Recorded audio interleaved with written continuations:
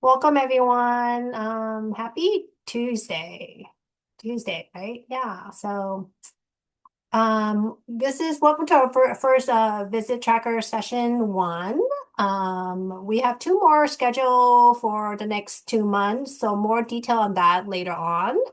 So you'll be able to get some of those information via email or newsletter. But for this time, we'll have 2 hours dedicated to our time together this afternoon. So while we're waiting to have everyone else join, please chat in your full name, role, and organization. And then the icebreaker is if you had to choose only one thing to keep at your home, would you rather have a robotic vacuum cleaner or a dishwasher?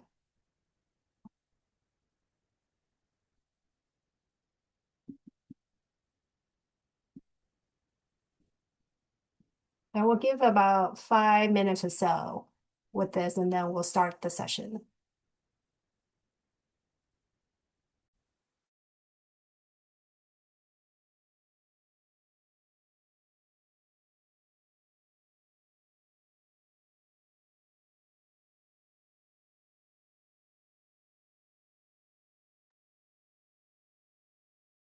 And we all you guys answer here. Give me a second here.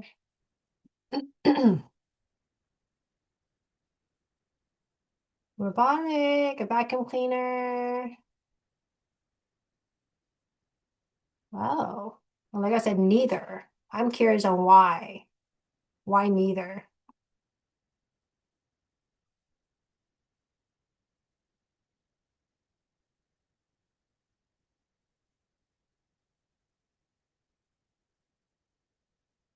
Dishwasher, dishwasher.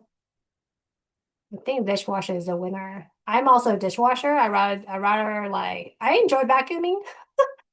I feel like that noise calms me down, but I like dishwashing too, because that also helps me meditate. But I feel like I'm always washing dishes. I mean, my kids and lunch and everything is just like they never like just everything they touch, they put inside the kitchen, the sink.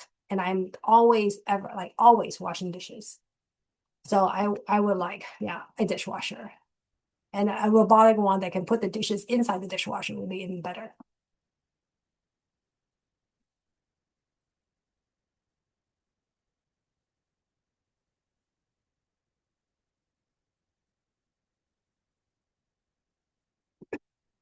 That's true.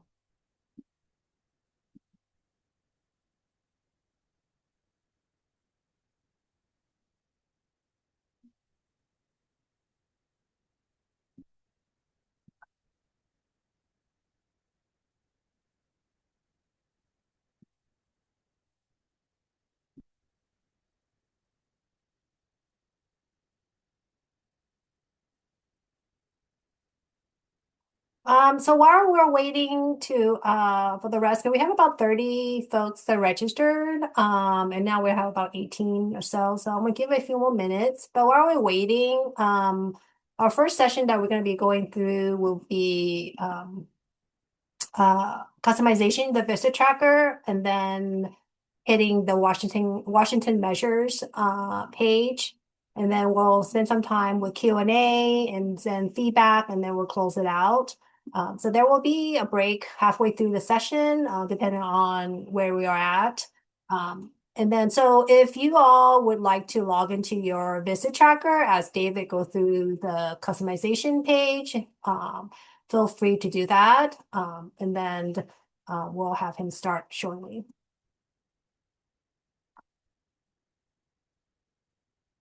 Oh, and I totally forgot about this. So we have David who will introduce himself, and then we also have Start Early folks here and Department of Health. Jennifer is also present in the room.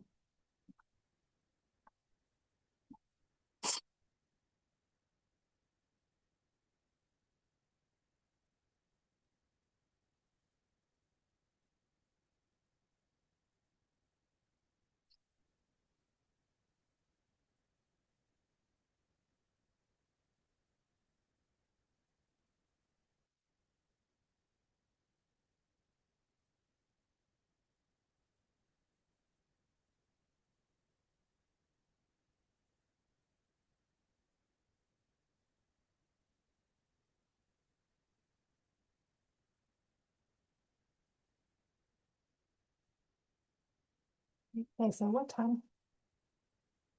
It's 1:10. Should we start? Okay. David, I'm gonna hand it over to you. All right. Excuse me. All right, I'm David Tisdale. I'm the product manager at DataKeeper, and Visit Tracker is our software. Um, yeah, so just like Kathy said, we'll run through the setup section, go over what controls you have there, and then pivot to the Washington measures page and understand what's happening in that. Um, on Washington measures, feel free to jump in, ask questions.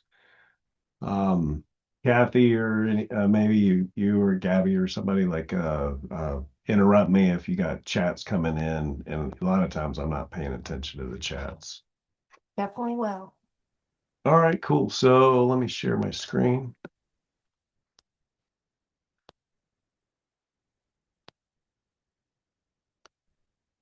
Maybe show everybody like raise your hand if you are brand new to Visit Tracker and this is the first time you're seeing it, or if you're less than 3 months with Visit Tracker.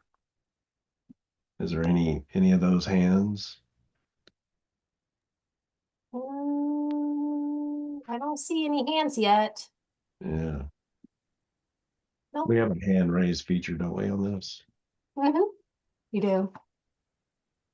Okay, well that's good news. I know we have at least one person that I can see that's probably a few months in or less. Okay, all right, all right. So setup section. This is the Visit Tracker homepage when you log in. It's where you land. At the top, click on Setup. You'll see that highlighted. And then let's just walk through what's happening on this page. So the first, so it's down all the Visit Tracker pages are basically, as you probably already know, they're structured in the same way. So each section you're on, in the main navigation across the top, and then there's left sublinks for um, whatever major section you're at. So here we're in setup. We'll start in the My Account. Your profile page is largely can be managed by you, and it's going to show your program information, who the main administrator is, and optionally you can be logging demographics on users in the system if that's something that your program or state or whatnot collect. Hmm. I'm not going to get into file uploads. That's really specific. If anybody has questions on that, we can save those till the end. Invoicing, if you're an affiliate, you may be getting it paid for. This is where you can see your open and paid invoice history. Also on profile and in invoices, you can manage additional billing information. So if you need to put in where when you have a renewal invoice come up, if it needs to be going to a specific billing person, you can have their information put in. User management, let's spend a little bit of time here. So this is where you're going to see all the users and manage the different access levels. So there's the main administrator of the account, which is the super user. Any helper admins, which are they have full access to the account and can update, manage records on all families and children. You have read-onlys, and of course you have your home visitors. Additionally, you can grant additional permissions for anybody, home visitors and helper admins. And so you can make a helper admin also equivalent to, I mean, a home visitor equivalent to a helper admin by giving them full access for data entry. And you can allow any user additional record management and then permissions to anything in the setup section. So that's user management. Data sharing, you're probably already going to see the Washington accounts that you're data sharing with the state leader and the data subscription accounts. So you would see that here. And this is where you're managing the permission for your data sharing. Then preferences. I'm going to skip over admin. There's really nothing here. This is, again, if anybody has staffing, this is really specific to other states, Michigan and Illinois, on things that they've done to have items added here. So if some things come up or you want to understand more, you can always submit a help ticket, or if you have questions today, we can address that. Homepage. Homepage where you can manage which upcoming events are going to show and how far in advance they start showing. Family and child data. So once you start getting through the preferences section, you're going to notice that each section relates to a specific section in the families and children's data entry pages. So starting off with family and child data, here you have where anything you see like on a child data page, you have a lot of on-off switches that you can say, oh, I don't know which show childcare tracking. Like these things don't make any sense. We don't need to see those. Then you just unclick them and save, and then those fields go away. Now, specifically for Washington,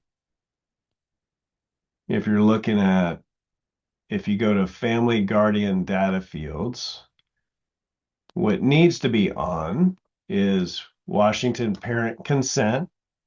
So if that's currently unchecked, you want to check it and save.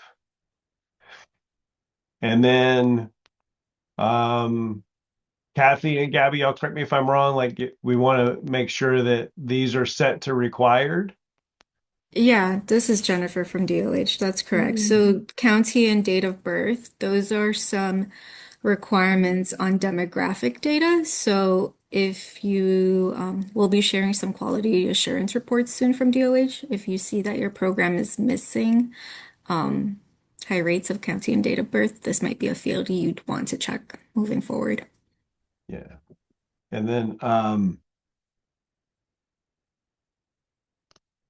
on your Guardian primary and secondary list languages, you can choose what to show or not show. And then we'll come back to your Washington measures tracking. But this is where you would turn it on. So if you don't see, when you're on the family home and you look across the top, you're going to see any one of these that are checked to show, you're going to see it across. You'll see family home, next to that family summary. Most of y'all will probably see family summary, PAT compliance, PAT records, and then Washington measures tracking. There are some other pages that can be turned on or off as well. So I wonder And if then- David and Jennifer, I wonder if we want to spend a little time on this page here. And Jennifer, I wonder if there are areas like the county. I wonder if there are specific fields that you're noticing that just based on QA that should like encourage programs to have it checked. And then also giving space for LIAs to ask any questions.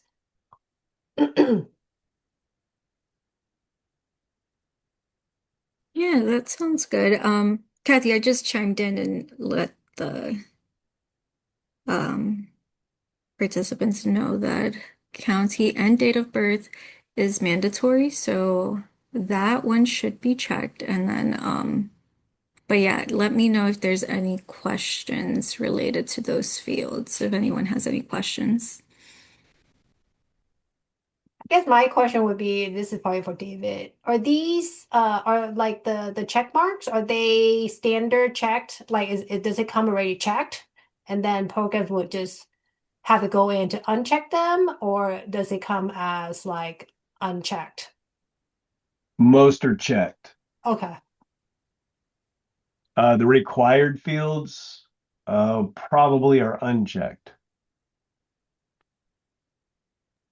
Say that again. The required field. Yeah, are more than probably- likely when somebody starts a new account, we minimize requirements. So if optionally required fields typically are going to be unchecked when a new account starts, and then they would go in and check that field and make it required.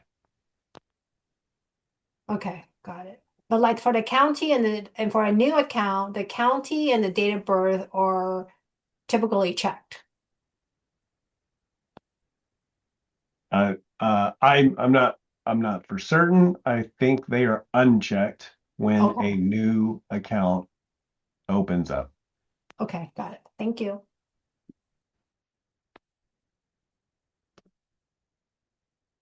Let's see. All right, so that's David? family compliance. Yep. Dave, could you clarify when you say a new account is opened, are you talking about when a new family is being added into Visit Tracker, or are you talking about when a new staff person is added to Visit Tracker? Neither one. I'm talking about an account for a program. So we're looking at setup is account wide.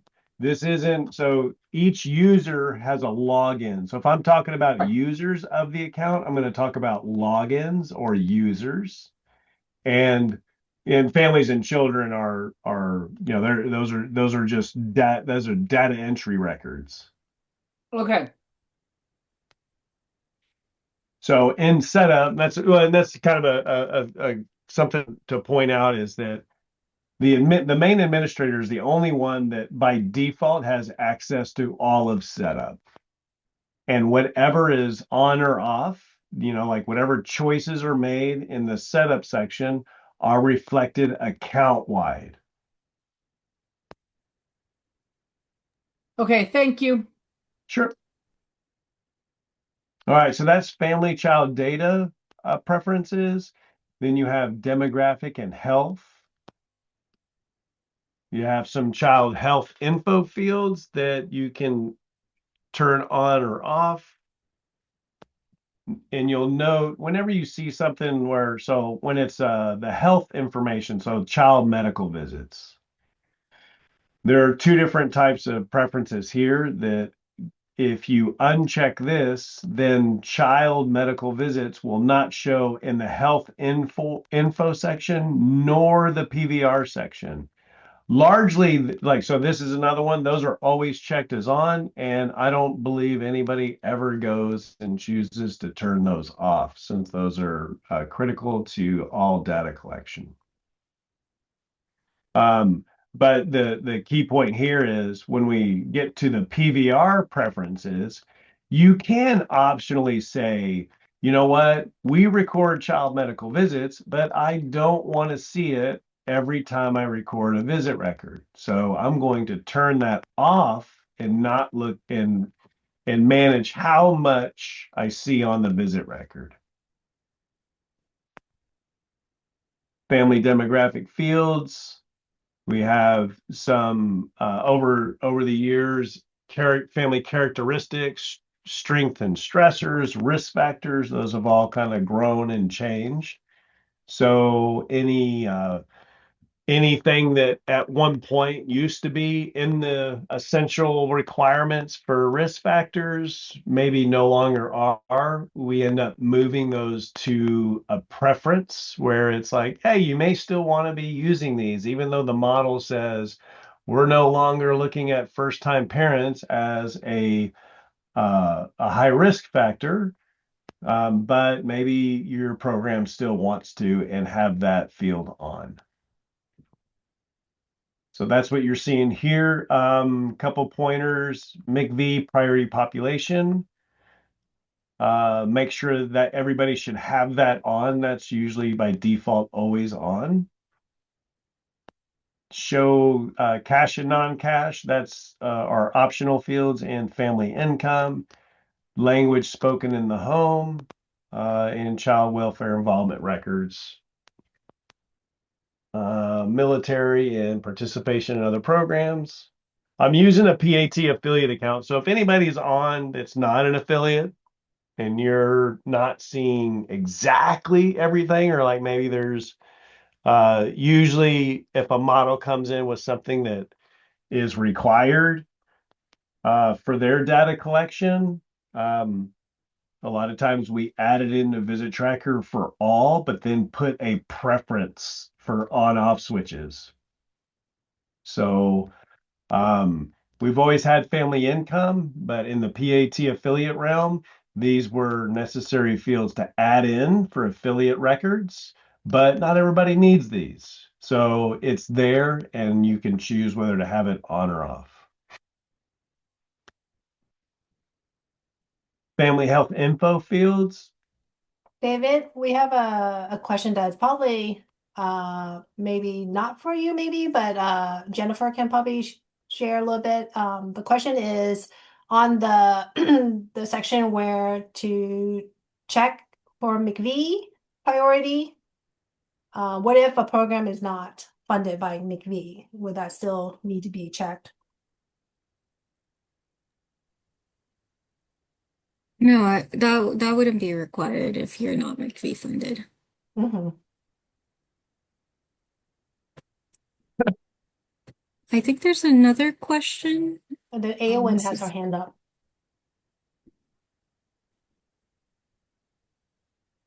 Hello. I just was curious about the languages spoken at home. I feel like we also ask for languages in other places, and I'm just curious how, like, do we have languages specifically under guardians and children and also under this, or do they all go to the same place? Yeah. So yeah, it's like little bit of these questions always kind of will take us down to Sorry, like I know it's a the rabbit hole. oh no, it's not a rabbit hole, but I'll invest a little bit in storytelling just so y'all understand kind of like how things have gotten to where they're at, right? Thank you. So in Visit Tracker, we always had primary sorry, I'm scrolling. Where is here? So I'm on a family data page. So primary language and then eventually secondary language came. So those were the first language fields, and they're just single select drop downs. Speak English came at some point from a and again when when you're talking about PAT affiliates, that came on a record at some point where we then updated the system to show it, right? And probably around the same time, I think it was maybe 3 or 4 years ago when additional languages spoken in the home, and that gets added into the demographic section here, where it's just a check all that apply. One of the we're soon to update the APR. And one of the things that have come up from the field is if whatever's checked for primary and secondary, we will automatically check it off in the additional languages spoken. And of course, here, if you go here, you can still uncheck it. Like we're not going to, do validations when it's just kind of a convenience thing for you all that will program. But you can add to it, right? So, but yeah, this came later on when we already had primary and kind of what we've always done in Visit Tracker is like when things change or we no longer collect this information in Visit Tracker, we don't just get rid of stuff. We don't just like purge it from the database. I mean, we don't really know who, like, just because it's not important to one model or a group of programs or of one state doesn't mean it's not important across the nation to others, right? So we always look for ways to kind of just improve the ability, like, yeah, I still want to use it, or no, I don't want to use it anymore. All right, thank you. Sure.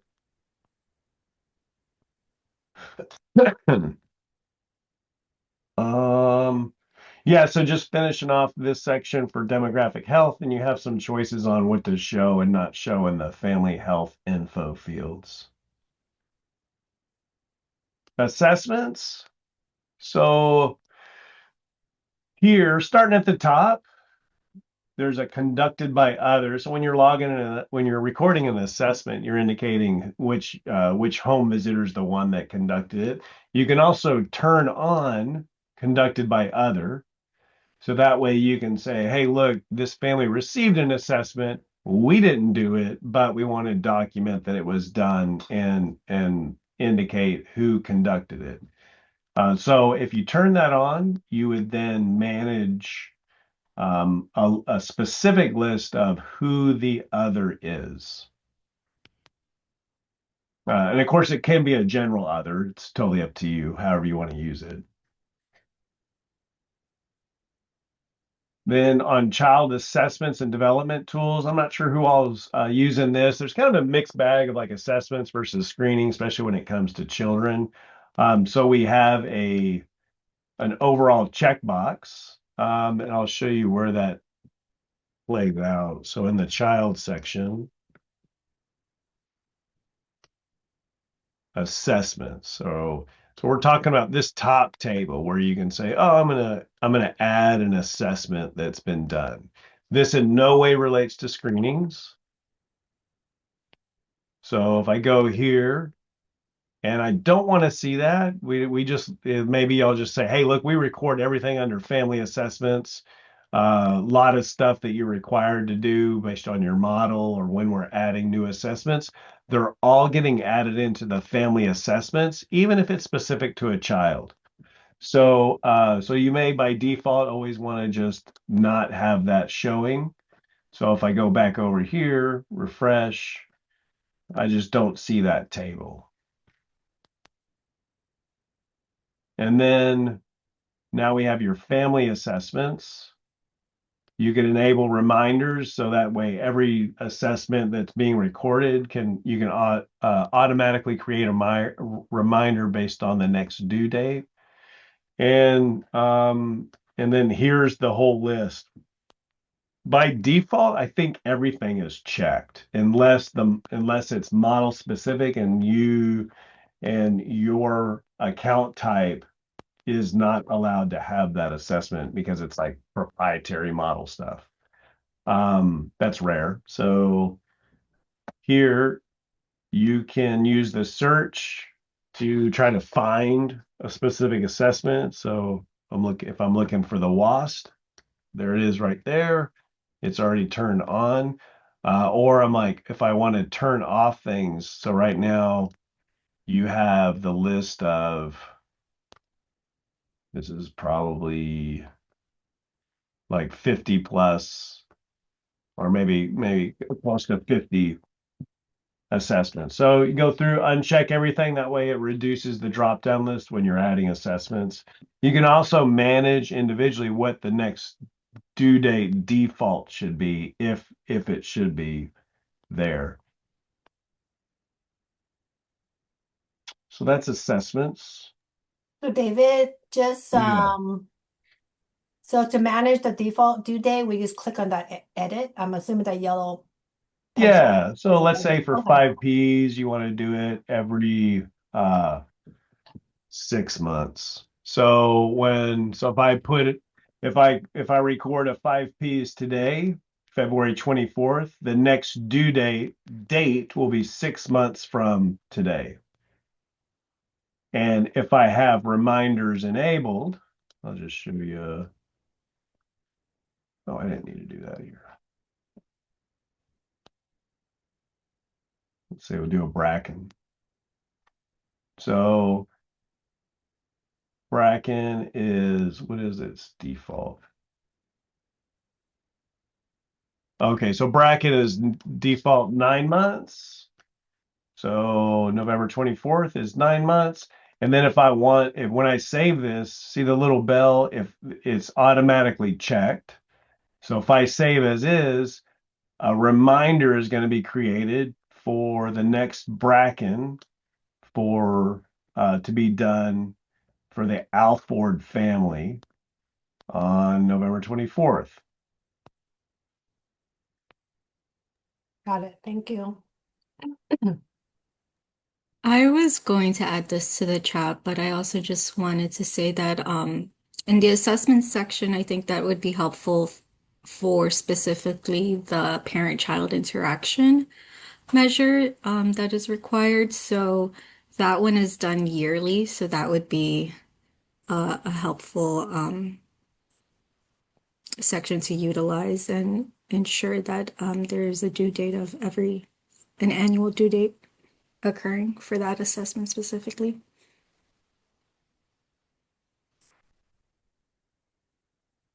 Right. Next, you have contacts. Preferences for contacts. You can notify guardians of upcoming visits. That goes through email. You have to have email verification on. And that's in the family data section where the email verification is. Family data preferences. You can do mass contacts in the calendar. So those are a couple of preferences there. And then other contacts. So by default, you come with a so the ones that the selections here. So one, transition plan screening, other, intake,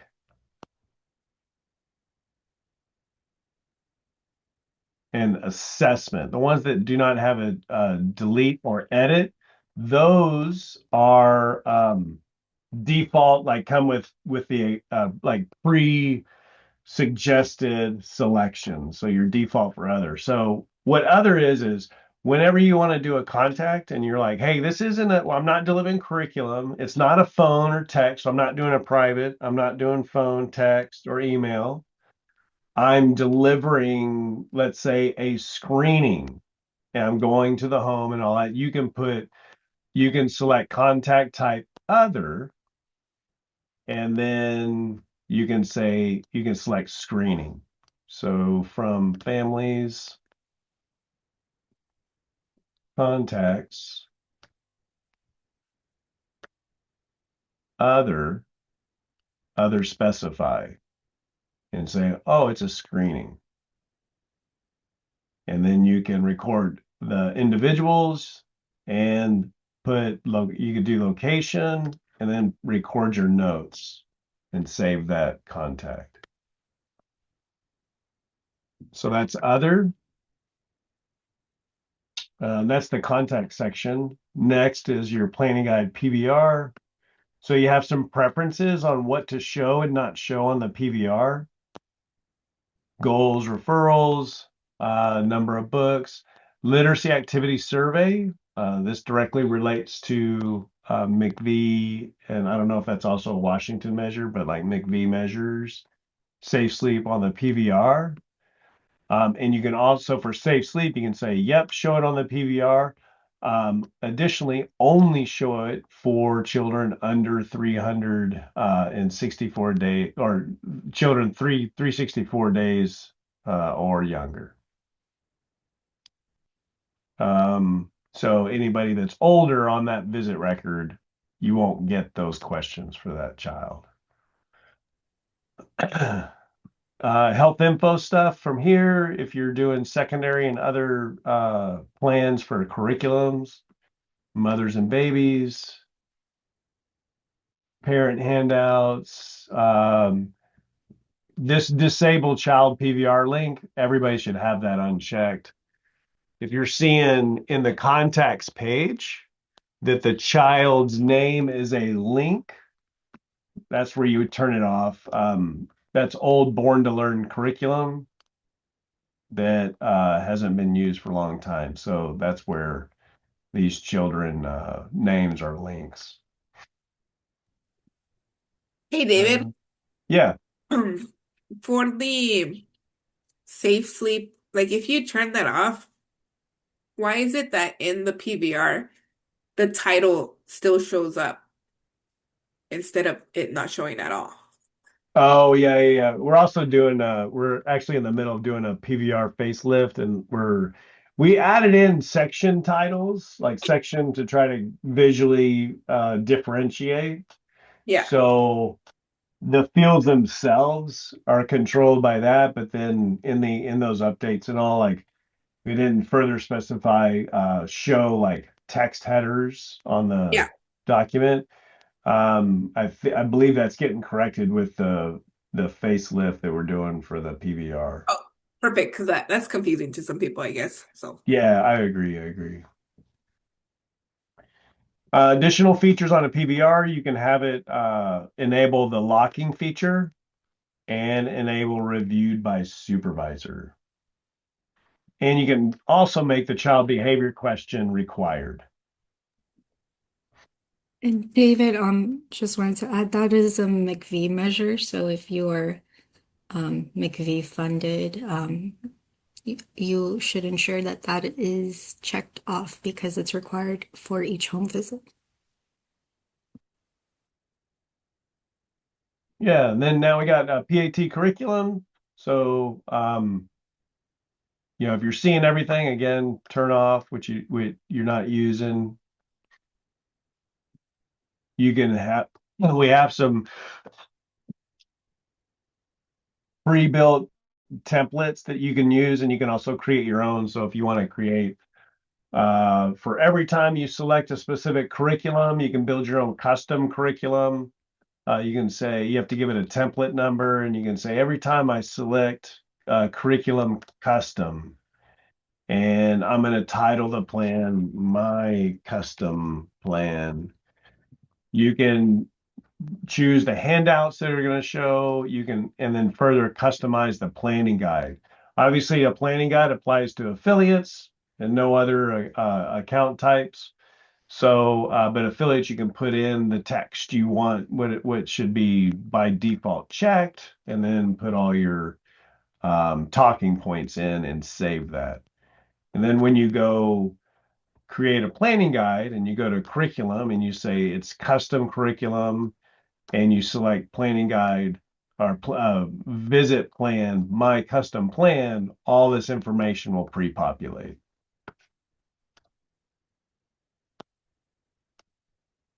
Close that. sorry, I'm sorry if I missed this, but if you go back to uh where you were just right now, the plans. So what's the difference between these F1, the first ones that are not checked off, and the FV1? Oh yeah. So it's what again, just kind of what happens over time is PAT makes changes to suggested list of handouts, takes Mm. away a handout, adds a handout, etc., right? Uh-huh. Talking points, all those things. So these have evolved over time. Um, in the demo, some of these may have been just created for the demo by us years ago. Ah, And these first 8, we may have actually programmed those and then just kind of given them out to everybody again years ago. And then FV1 came later for like, and then Jen ended up promoting it. So the 1500 series of templates. So again, once we do something like that, what we do is we create it. Again, it's something that says like any program can create these same exact things, but you'd have to do it like everybody's got to do it on their own.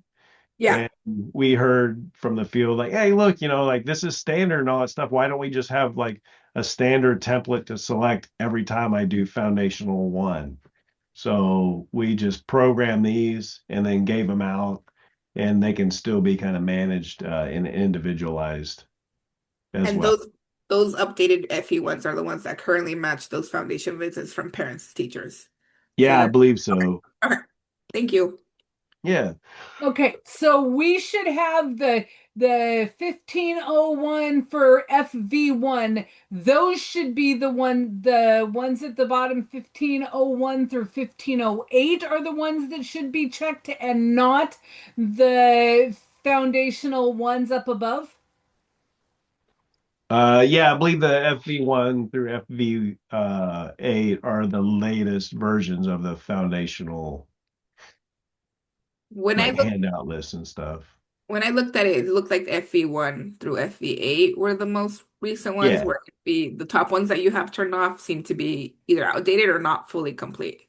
yeah, yeah. Thank you. Yeah, and again, these are things that this is a tool feature that can be like that programs and accounts, y'all can create whatever you want in there. So we don't go in and take things away because we don't know what's being used, not used. You could have somebody that has thoroughly individualized F1 through F8 and kept it up to date all on their own, right, over the years. So they just remain to be there. And then last, virtual reasons, you can have that turned on and manage reasons if you are, documenting telecommunications and video conferencing. David, that's a question. So the question is, if they were to go in and change to FV1, if that's not what is checked, is that going to mess with the current home visitor data for the year? No, that only it doesn't do anything until you open a record. And templates only apply to when you're first creating a planning guide. So once you've created it, if you selected FV1 and then create a planning guide, everything on the FV1 template will be added into your planning guide and saved. If you go back and change to, oh, that wasn't FV1, I wanted to use F1, and you change the planning guide to F1, the planning guide will not change to what the F1 template is. Does everybody understand that? It applies to new record creation only. So moving forward, if you change it, then it will be updated, but it won't go backwards. And Oh yeah, like the template is not going to then go back to every record where the template was used to pre-populate that record. yeah, That yeah, a change in the template doesn't go back and update past records. okay. Thank you. Yeah. Let's see. Doula record. So if anybody's doing doula, we have and I'll show you where to turn services on in a second. But so you have some preferences here. You can choose to use, if you're an affiliate, you have a doula record that PAT National has created, and then there's a private, or you just want to use the default private visit record. And then just some additional selections like you typically see on a visit record, preferences here.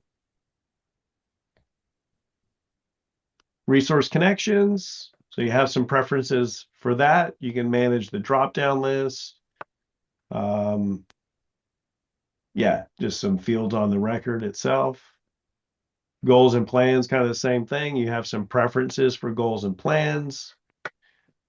Transition plans, that's so anything if it's got the word plan in it, you're going to find in this section. And then you can manage goal areas and even create your own now. So that's a new feature to be able to create your own. That's somewhat recent over the past few months. Reports.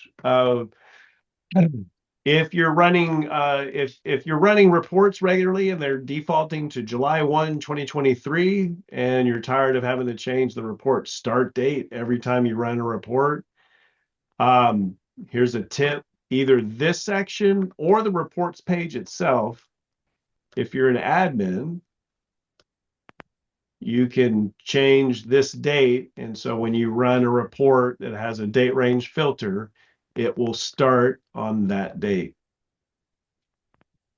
You can change it, of course, but at least you don't have to keep updating the start date when you're commonly running it July 1, 2025 this year, right? David, can I ask a Yeah. question? Um, I know, I feel like this has changed a little bit recently, but I feel like sometimes you go in and run the same report multiple times for the same dates, but different like funders or populations. Um, and I think that in the past there have been reports which wouldn't update each time. It wouldn't go back to default back to this date. It would just keep the same information so that you could just change what you wanted and then rerun it. But it feels like is there like a setting or a way to make that work? I feel like I've I'm lost not, that on some of our reports. yeah, I'm not sure if I'm following. Let me pull up a filters page. Maybe you can kind of walk me Okay. through. Let me give you let me pick a report that has How about a multiple. service count report?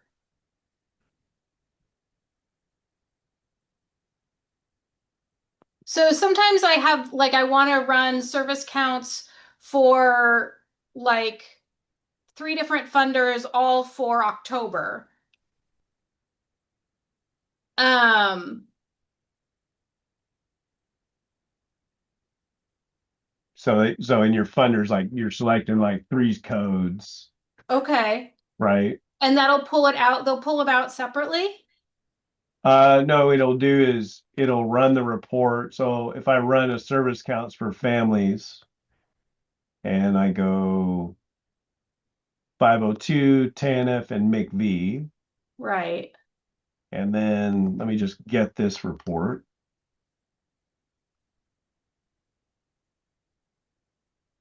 My report's ready, and then I click on it. It's going to, so it's going to list all families whose current code is what is set to one of these three.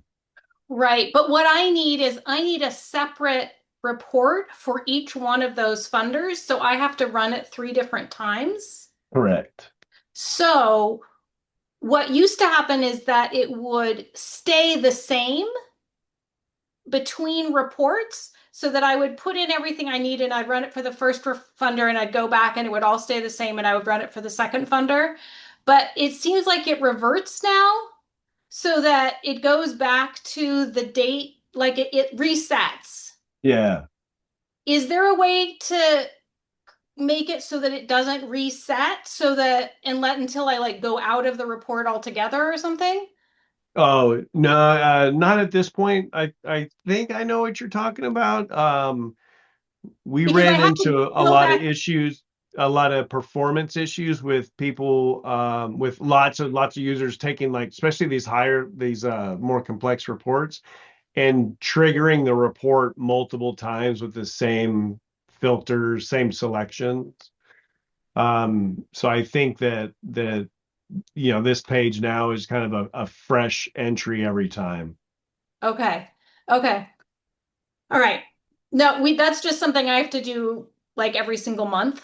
So having to reset is more Yeah. difficult, shall we say. That's good Um, feedback, though. Wink, wink, David. Could that be something that could change? so we're doing this in on select reports. So it's yeah, I mean, like the undertaking of like going through and just and doing this on every report is something totally different. But um let me give you an example. Like Form 2 data, you just get a date range, right? And then you open it up, and then you have your internal filters where you can say, okay, I want to. So this was a hard example just because it's just CSV file extracts, but let me see if so PMR do it.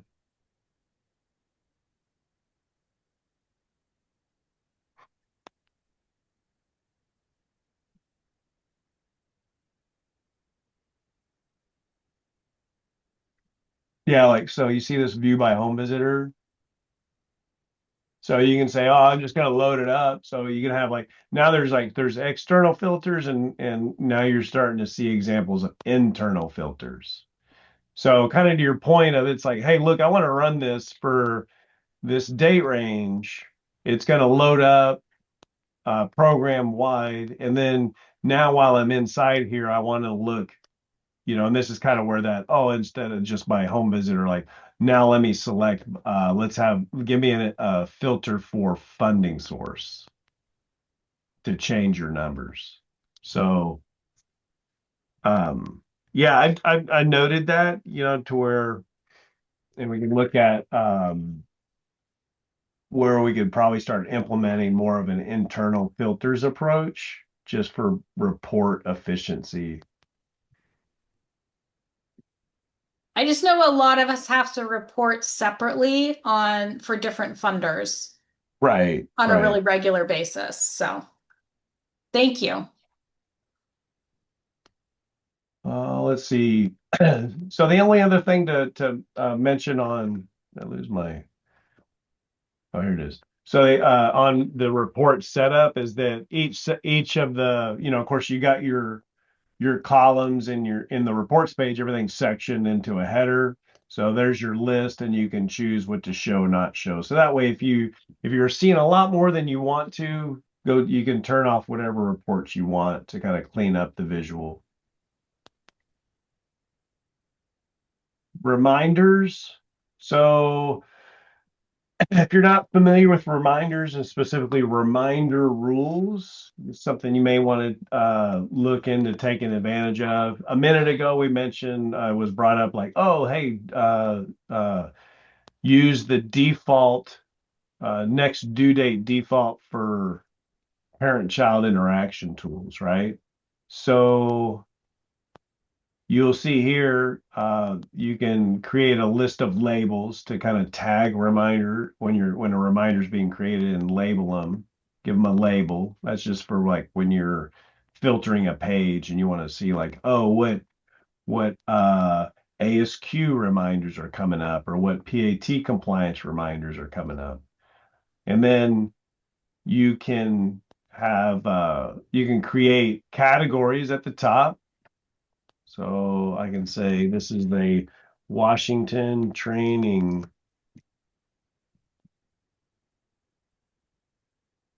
Oh, training reminders. No need as a category, as a label, create. And then I can say, so here's my group. And I'll say, you know what, let me add first parent-child interaction assessment.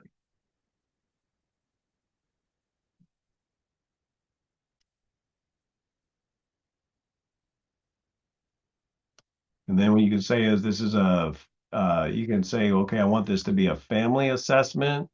Or if you're doing an assessment like Piccolo, you want to make sure that all the children now Piccolo it's a range. So if you want to set something, it's going to be all children when they reach months of age, and I want to make sure, okay, by the time they're 11 months old or something like that. Now, ranges are difficult when you're setting reminders, right? Because they could be spanning multiple ages.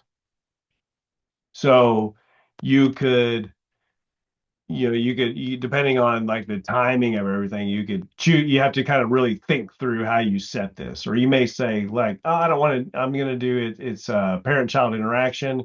It's for a child, but the requirement is that every family primary guardian gets one every year. So maybe you say, you know what, I'm going to set it by family. And I want to make sure that the first one is done within, let's say, 45 days of enrollment. And then let's say this is a state requirement. create. So what happens here is the first thing that happens when you set a rule is Visit Tracker goes and finds in your account every family that is not yet 45 days enrolled from their latest enroll date. And it creates a reminder, and the home visitor assigned to that family will see the reminder on in their list of reminders. And when that reminder is within I think this account is set to 28 days from the reminder date, the home visitor will see for every family, okay, first PC interaction assessment is due within the next 28 days. So you can kind of create a whole, like you'll see here, I've got like groups of like well child visits. So the 3 to 7 day check, 1 month. I think there's a 2 month. So you could say, I'm going to do a child reminder, 2 month well child. And I'm going to set it for all children. And it's going to be based on months of age. And the 2 month, let's say the 2 month is the 2 month age range is, let's say 2 to 3 months of age. So I'm going to set it at 3 months. So that way I'm going to start seeing the reminder 28 days ahead of when that child reaches 3 months old. And then again, you can kind of choose, this is a well child visit, or it's a state requirement, and you can create another one. So, anyway, then you'll see I'm doing these on the fly, so the tables end up being highly unorganized. If you end up looking into reminders, I always recommend just kind of doing starting with paper and pencil or a spreadsheet, and kind of thinking through what reminders make sense and how to structure them. Got some tutorials up on those, and soon I'll be adding some more information about data quality tools. All right, that's reminders. Any questions on that? There's a Data question. Go ahead. There's a question in the chat asking if the function is for all programs or just PAT. Oh, everything I'm showing is all programs, all accounts.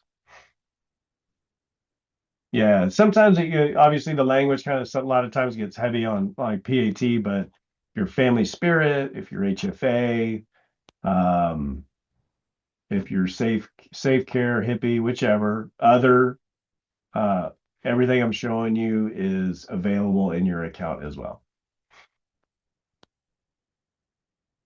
Data quality alerts. We got a huge menu. You can choose when the page starts alerting. And again, the data quality alerts. So keep in mind, this is about the absence of data beginning the start date of the page. So the reason why I'm emphasizing that, you can also specify by which, if you want alerts to only pinpoint families who are assigned a specific funding code.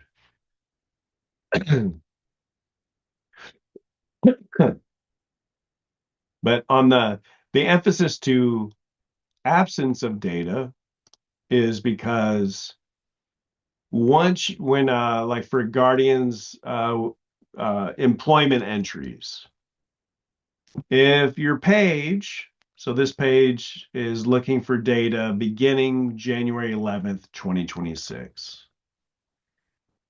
If my employment entry for this family is on January 10th, 2026, the day before, then when I look at, then I'm going to get a data quality alert on that family, because as of January 11th, they do not have an entry.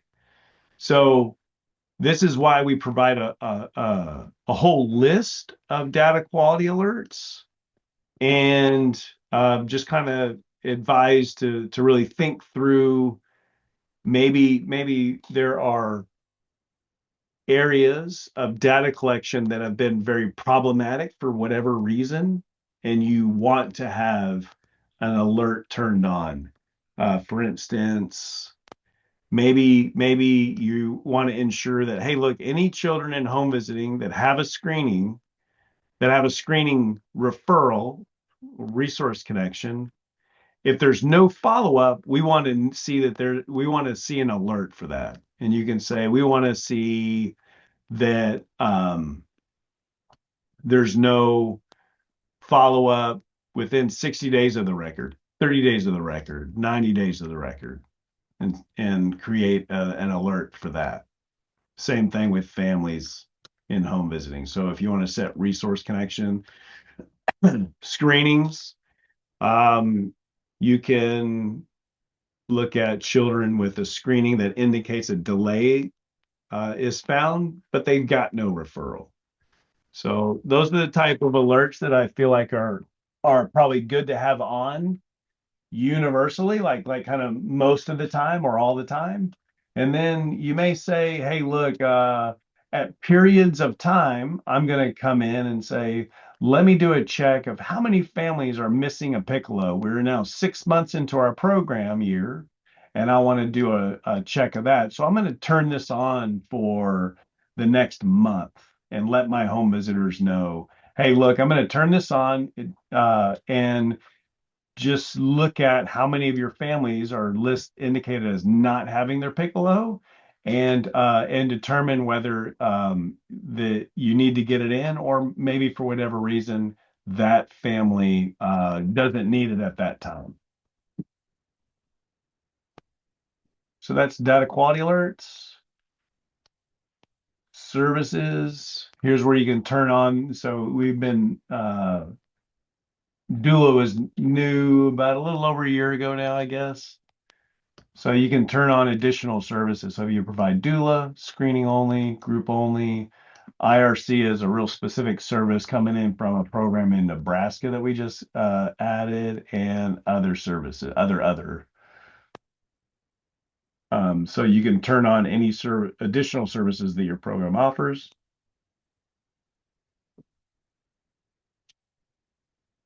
Exit on hold reasons. So nothing new here. You're able to manage your exit reasons and on hold reasons anytime you're ending a service, or placing a family on hold. If y'all missed the latest promotion, the list of exit reasons now applies to any service you're ending. So all services, when you're saying I'm ending a recruit service, you can indicate why the recruit service is ending. Let's see, services exit, screenings, child screenings. You can decide which screening types you conduct and turn those on. You can also have a default on due date. If for ASQ3, you can display the age ranges if you like, and you can also do mass screenings in the calendar.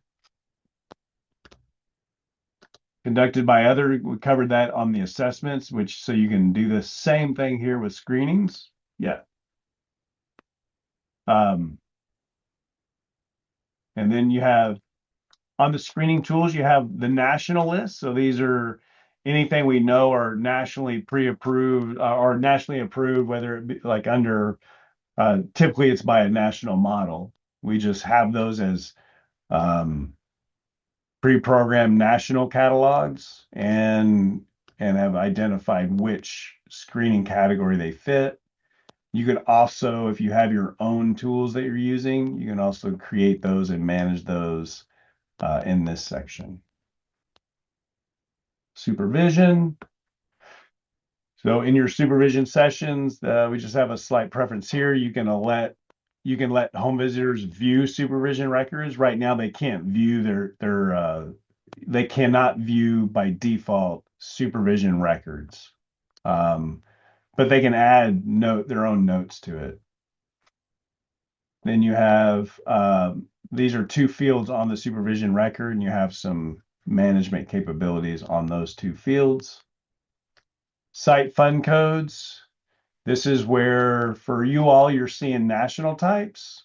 Then you're going to see state types, and those are coming from the Washington State Leader account.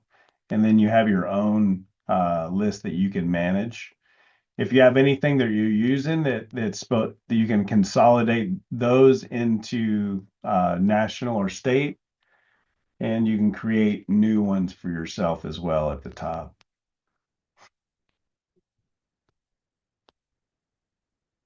And then milestones. Just a few things here where you can decide which milestones you're using and where you want them to display. All right. Any questions on setup? Thanks, David. So Allison, I know you have to leave at 2:30, so I wanted to, before we take a 5-minute break, wanted to follow up with you if you want to ask your questions now. Or you can ask after the break. Up to you.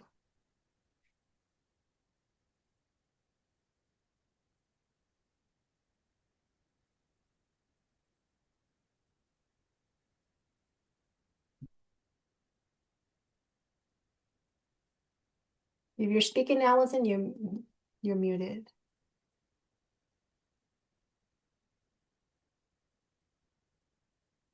Oh, I think we lost her. Okay. Oh no, Allison's still there. Well, you can chat in your question. I think we should take a 5-minute break and then we'll be back for Washington measures, and we can also start up with questions after the break before we start the second. So let's be back on 2:16.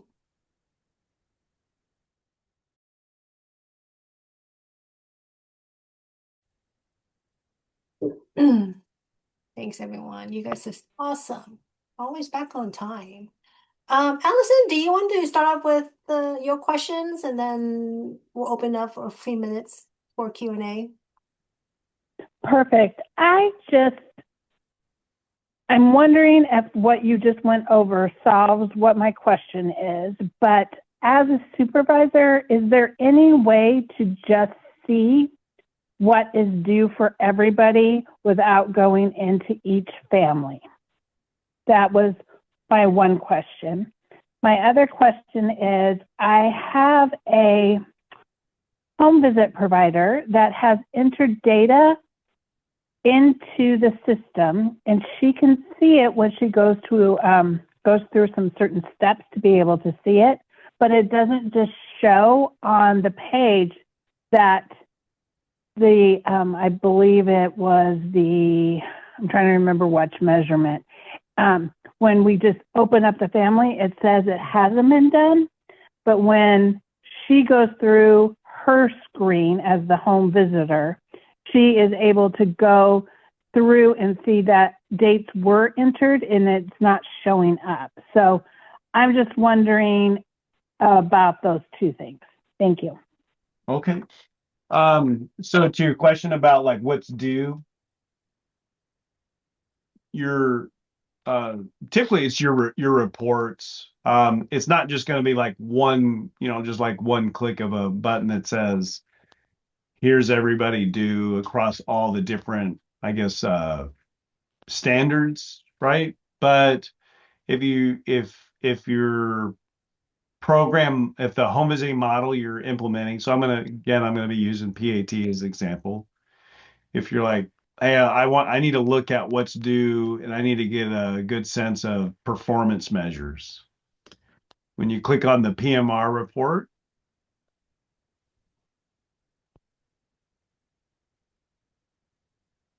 so we actually are Family Spirit, and I don't think we have that whole little thing on the side that is set up there, that where it says PAT reports. I don't think we have that whole little thing over there. Okay. And so maybe that's the difference. is if we had that, then we would be able to do it. No, I know. well, you wouldn't be able to get the PAT reports, and Family Spirit doesn't have any model reports available to it. We haven't heard anything about that. So, Form 1. So I guess Go ahead. for the Washington measures then is, so that way we're meeting the contract obligations for all the screenings and assessments. There's no way as a supervisor that I could just go in and see what is due for the month for both home visitors, right? Yeah. Right now, there's no, I mean, you could run, so for instance, if you want to do Form 1, I get it, is not your measures, it's your demographics. You can run a Form 1 report and find, kind of identify anything that's missing or unknown. But on your schedules and your measures in your reports, the only thing that you could do is you could use one of the other state-specific Form 2s, like a Nevada or an Illinois, to use as your unofficial check on what's due, like how well your program's doing across any of the measures that are similar enough to what like one of those states are doing.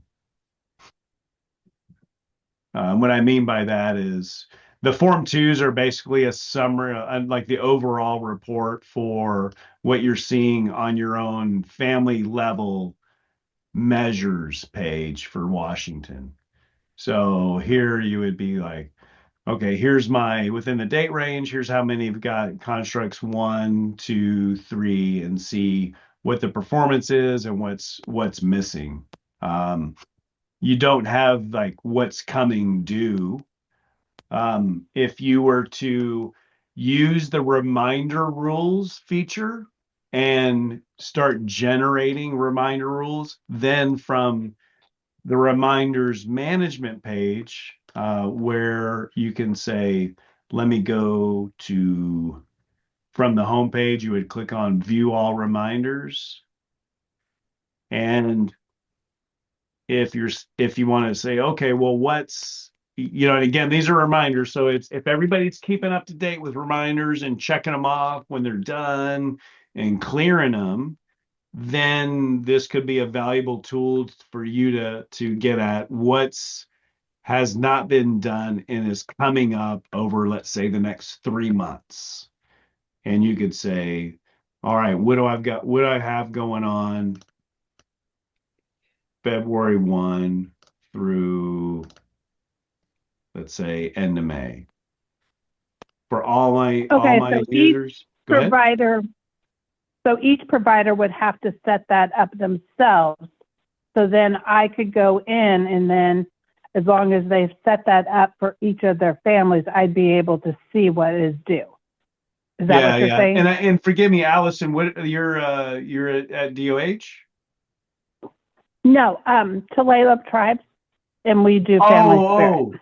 Sorry, you already said that, right? I apologize. Your Family Spirit. So yeah, you would, if you're logged in as an admin, you would be able to go in and see reminders. And then, yeah, if you said, I want to look by each, by specific home visitors, you could then display by home visitor. So what's coming up over the next X amount of months, based on the date range. So that might be one way where you can get at that. You can export it as well. But like I said, they have to set that up as their reminders for me to be able to see it, right? Allison, are you an administrator of the account, or you're just like view it from time to time? I'm the administrator. So you as an administrator, if you set up the rules, this system will automatically generate all the reminders for all your users. Okay. I guess that is maybe something I could set up a separate meeting with somebody and just be kind of shown how to do that. And perfect. That was one question. And then without looking at my data, I don't know that you can see the other issue we're having about just with one family, we just can't see the information. So it's just kind of weird. Yeah, I mean the best thing to do in that sense is submit a support ticket, give us the family Okay. ID, and specifically tell us like you indicated, maybe it's for Celine, the child Selena. There is we're seeing that well child is either due or not done. However, we go in and we see well child for the 3 to 3.5-year-old range. Right. And Right. Okay. what this We'll page just fill doesn't out a, necessarily what this page doesn't necessarily tell you is that sometimes you need us to investigate a little bit is like uh uh there's a little bit more complexity to the calculations of the yes, nos, and do and missed on this page, but that's as defined by DOH. We're not the ones that define it. We're just the ones that program it. okay, perfect. We'll submit a detail ticket about that. And then could I just email you, David, about figuring a time to kind of touch base and learn how to set up that system so I can myself as the administrator do those checks? Yeah, you can send in an email. That'd be fine. Let's see, hold on. I prefer if you do the ticket because it'll go to the team. That way, I get into conference traveling sometimes, and if I miss you, but if it goes to the ticket system, multiple members will get it, and they'll either somebody else will be like, "I'll take care of you," or David, you need to take care of Allison. Yeah, perfect. I will do that. Thank you so much. Those were my Thank you. questions. Yeah. So just for the sake of time, we're gonna transition to the Washington measures. I do acknowledge there's a question in the chat. So if we have time at the end of the session, we can circle back to the questions in the chat and then open up for other questions too, if that's okay with everybody. All right. Washington measures page. So you should see that whenever you're on a family, you'll usually start from family home, go across the top, WA measures. At the top, you can select for each family whether that family is HVSA aligned measures only, all measures, or no measures apply. And for that family, your selection will stick. And every time you come back to that family, your whatever you selected will be preserved. We'll leave it as all. We'll give you a summary of who we're talking about at the top and information like when they enrolled, if they have a McV start date, services, date of birth, did they enroll pregnant or prenatal?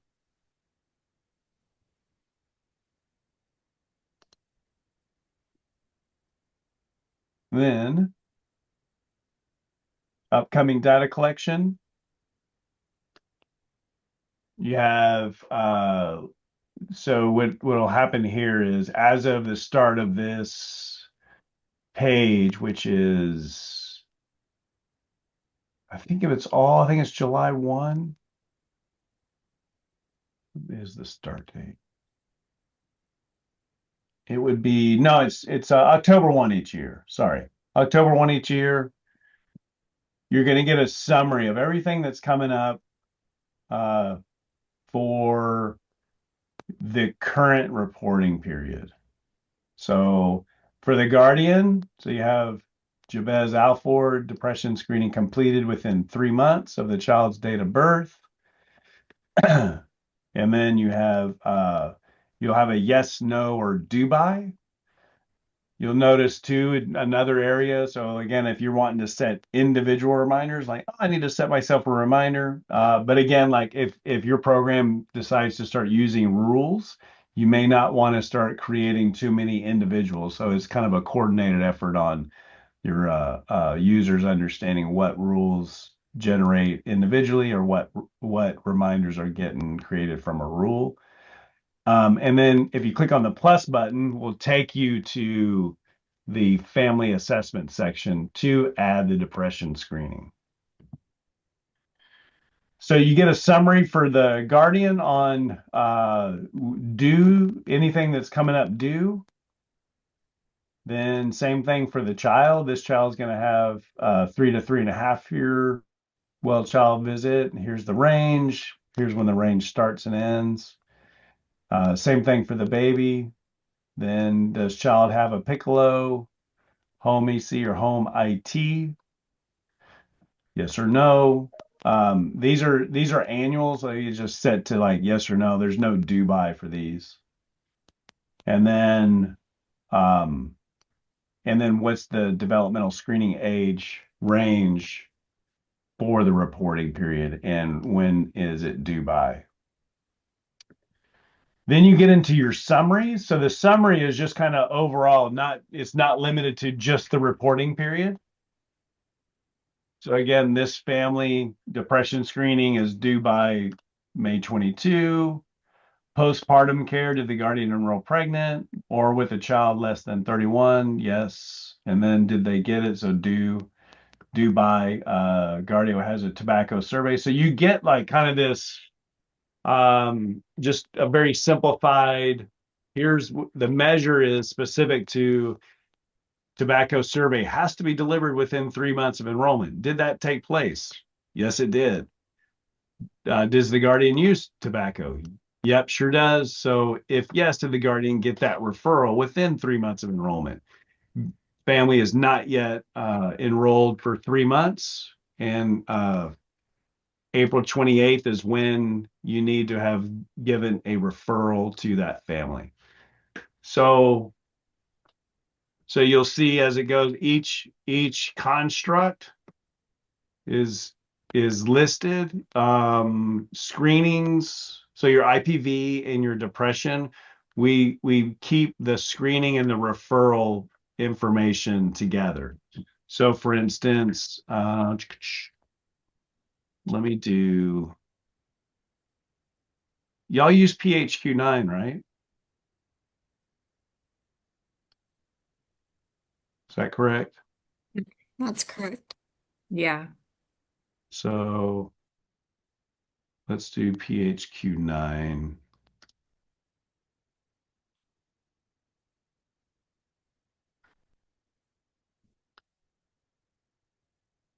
And then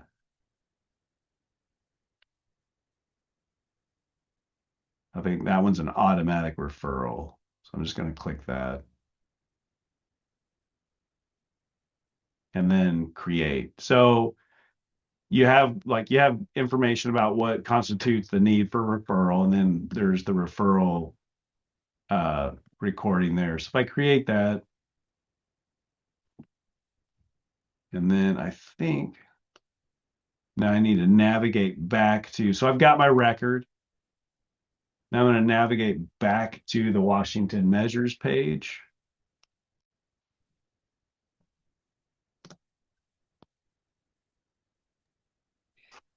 So now you'll see that depression screening completed within 3 months of the child's date of birth. Yes. As a result, is a referral needed? Yes. Is there a mental health services referrals connection since the screening? No. David, across the top, I have family home, family summary, PAT compliance, and PAT records, but I do not have a tab that says Washington measures. Yeah, so setup, remember from the setup section. Setup, go to family child data.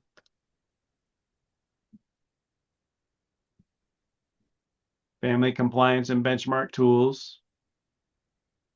Turn on Washington measures tracking. Check that box and save.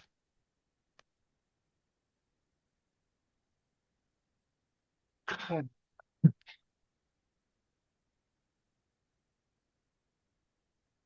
And let me know if it doesn't end up coming up for you. So Thank you, David. yeah. So so you'll see how, okay, I updated, and now you'll see how the questions, now it says yes, yes, Now the next step, we got to do the referral.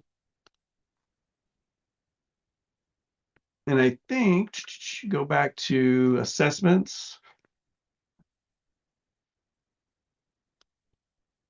Let's open up PHQ-9. Let's add a referral. It defaults to mental health. Pertains to the family. Connected to agency. And then positive score. And let's just click save.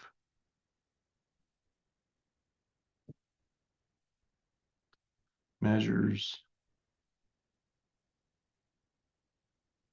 Now we have our screening, our referral, date, type, status,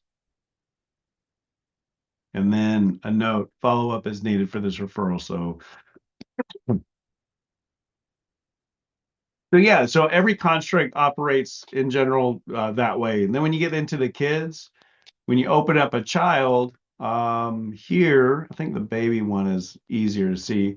So depending on the age when the child enrolls, this child enrolled older. So these are the only two well child visit ranges that apply while this child's enrolled.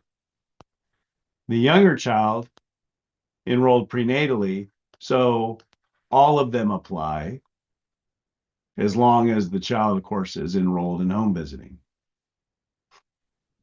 Then safe sleep, of course, breastfeeding is going to apply, developmental screening. So here's the full schedule for that. So the younger the child, the more of the measures that are going to show. Can I ask a question about the follow-up in the parent referral section for PHQ-9 and also for like the child when there's a delay and you refer out? Yeah. So, it's necessary to put the follow-up in to get to make sure it tracks, I guess. So I'm wondering, in the WA measures, is that the best place to put the follow-up? Or like where is the best place to put the follow-up for those referrals? Oh, yeah. You need to go back to the referral itself. Like this is just summarizing data across records. This isn't the record itself. Mm-hmm. So here, you would go back to, you can either go back to the assessment if you want, or you can go into resource connections. Here's what we recorded. Edit. And now let's say first discussed. So yes, initiated as of today, create. Right, now you can close it. That's how you need to go back to each record to make the updates. I was just wondering because there's multiple places to put updates. And so I wanted to make sure that my team knows where the best place for that to be tracked is and where, so that we get credit for it. Yeah, no, for sure. Let me see why it didn't. I wonder if it's confused because you got the same date.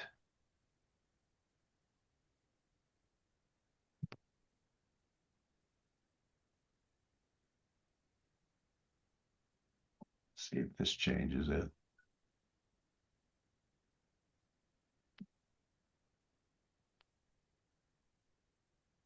I'm making a change just on that. Sometimes if records and updates and everything is when I'm doing demos, everything's data the same. Sometimes let's see if that should.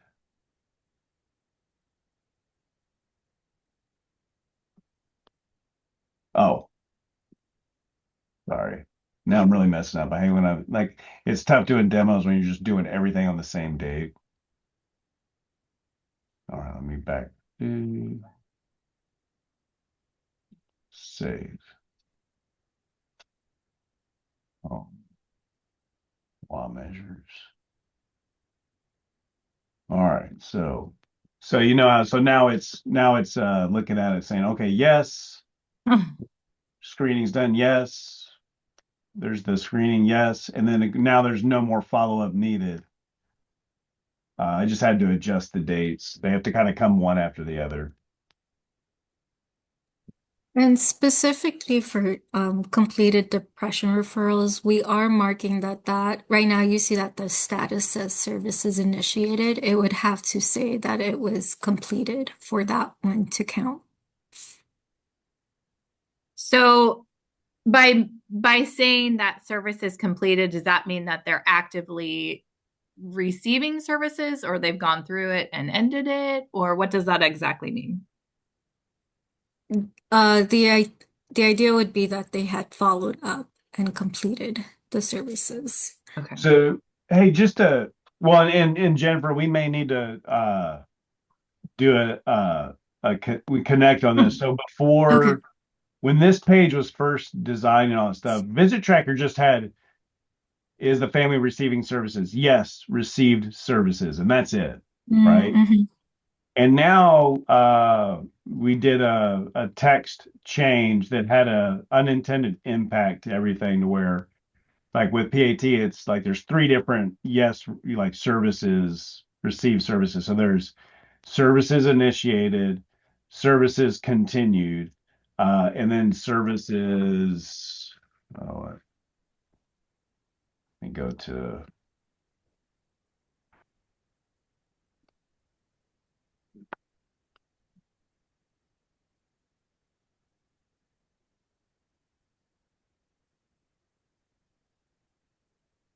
So yes, then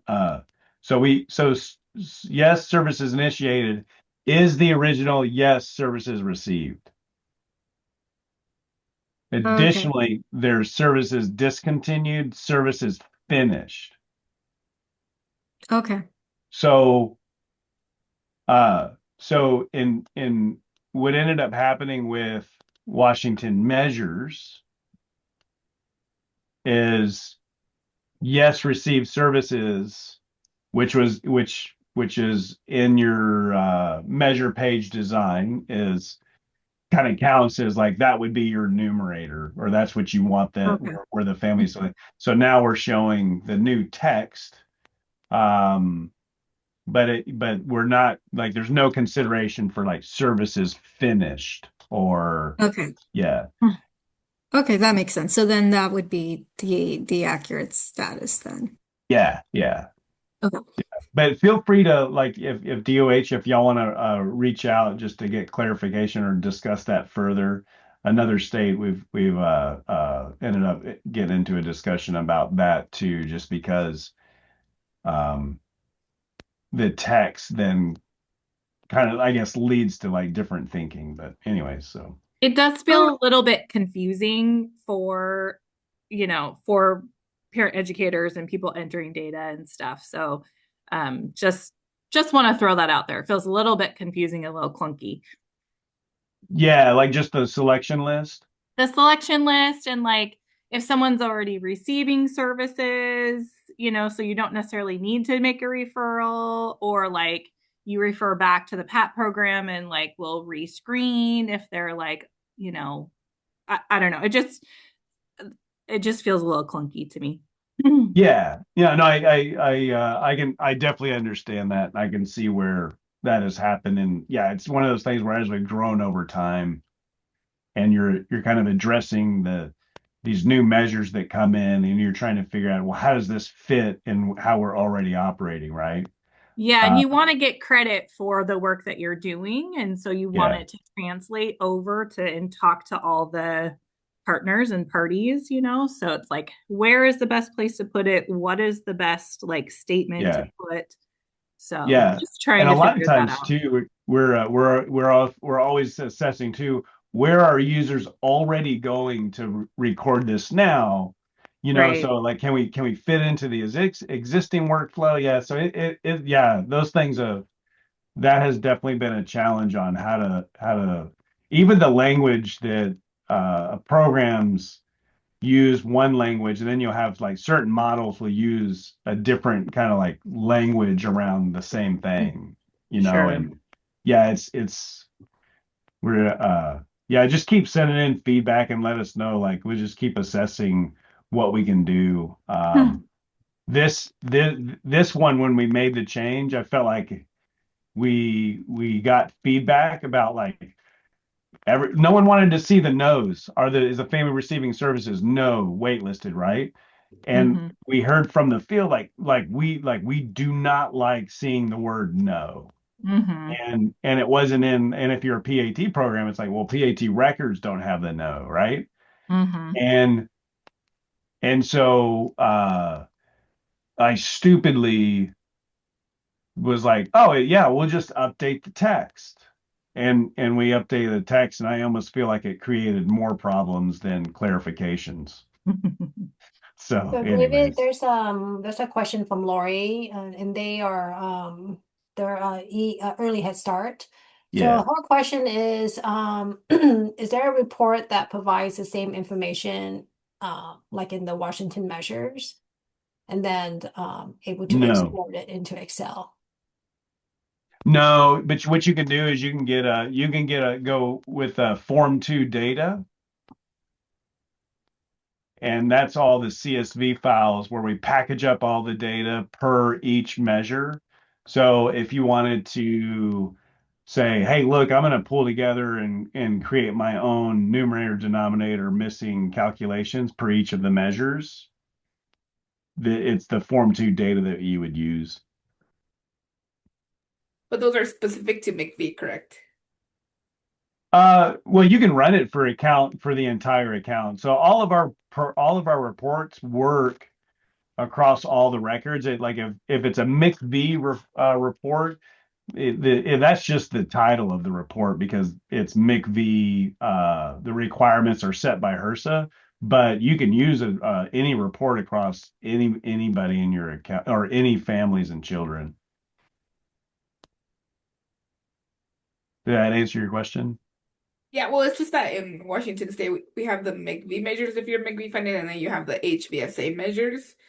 And I think what Lori and I think what other people have asked in the past is they would like a report, like that Washington Measures tool that you see that pulls all of that data together, and it could be called Washington Measures Report instead Yeah. of having to do it individually. I think that's just a request. It sounds like you can create reports like that for states. It would just have to probably comes with a cost, but I think I would just reiterate that for DCYF and DOH. That sounds like that's just Yeah. a Like, need that we need to have a report like that.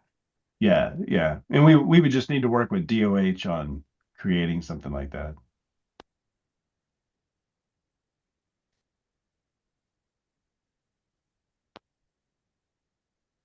Well, that sounds like a consensus yes. So I'll follow up on that. I noticed some stuff to follow up on.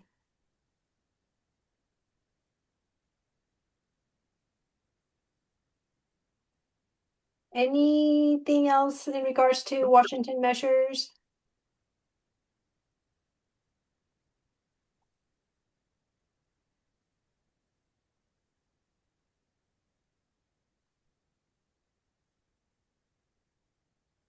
Okay, so it's about we have about a little less than 15 minutes, so I'll open it up for questions. So please feel free to unmute yourself or chat it in.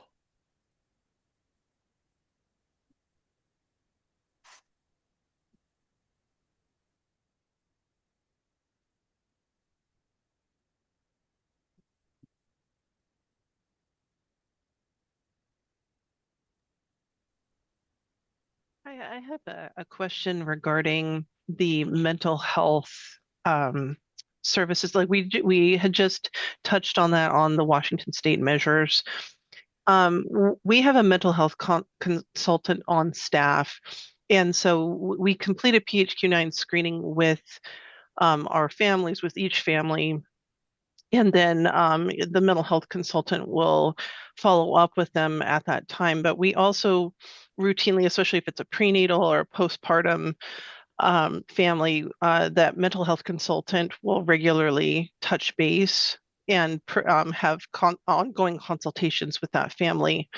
And I guess where my question is that if so say on the PHQ-9, there isn't a concern there, and so we don't necessarily refer them for services at that time. But later on, during another consultation service that's not necessarily associated with a screening, there is a concern identified. We refer them for services. They eventually receive services, counseling services and whatnot.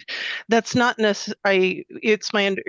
I guess it's my understanding that that will not appear on that Washington State measures summary because it's not being associated with a screening. Is that correct? Let's check that real quick. So I'm gonna delete Sorry, this that's a convoluted question. So if you have any questions on that, please No, let me know.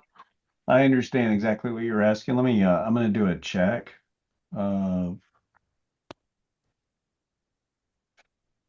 Is this among the right family?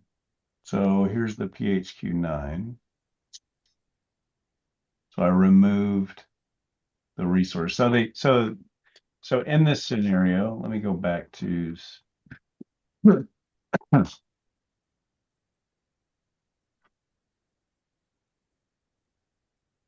okay, so I restored the family back to like no screening. So in this scenario, later on, a consultant comes in and says, "Okay, I'm gonna give a referral." So that consultant goes to Resource Connection. Mhm.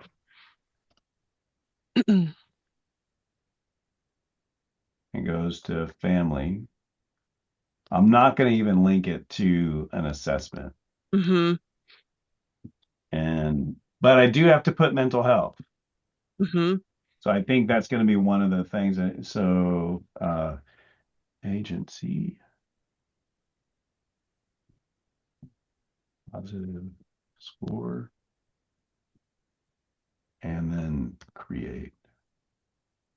All right. Close. Okay, so we have our mental health. Mm-hmm. And measures. Yeah, it picks it up. Oh, it does. Great. Awesome.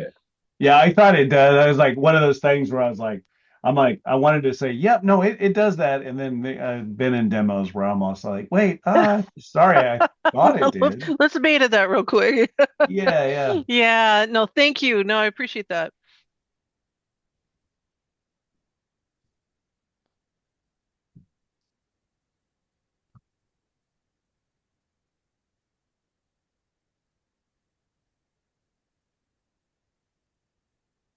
Any other questions out there?